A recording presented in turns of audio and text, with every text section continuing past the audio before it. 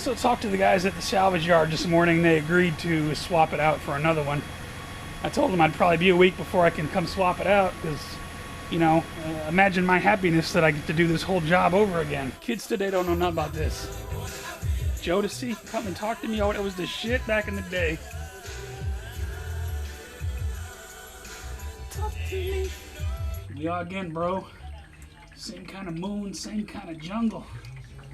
Getting them draining.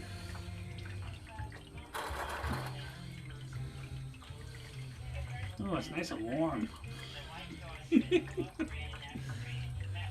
Oh, what a mess. I can't believe we gotta do this shit again. This is what it is. Transmission is in the van. Oh my God. Crazy nightmare getting this thing from the floor into the van. Doing it by myself. That thing is heavy. All right, transmission is loaded. Hit the switch.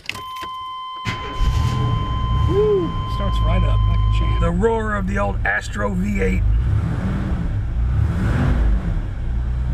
Always dependable. Oh, they closed the Eat Right. That sucks.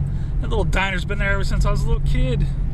What the hell? Thank God for the White Castles, though, right?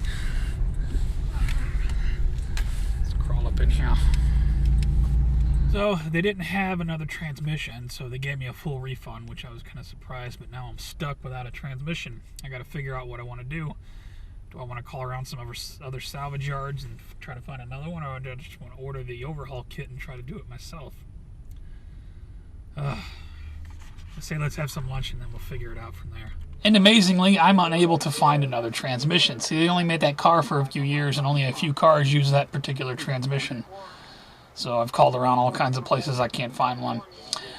The overhaul kit costs about as much as the used transmission, so I'm going to order the overhaul kit with the new steels and frictions. And for the first time in my life, I'm going to tear a transmission apart.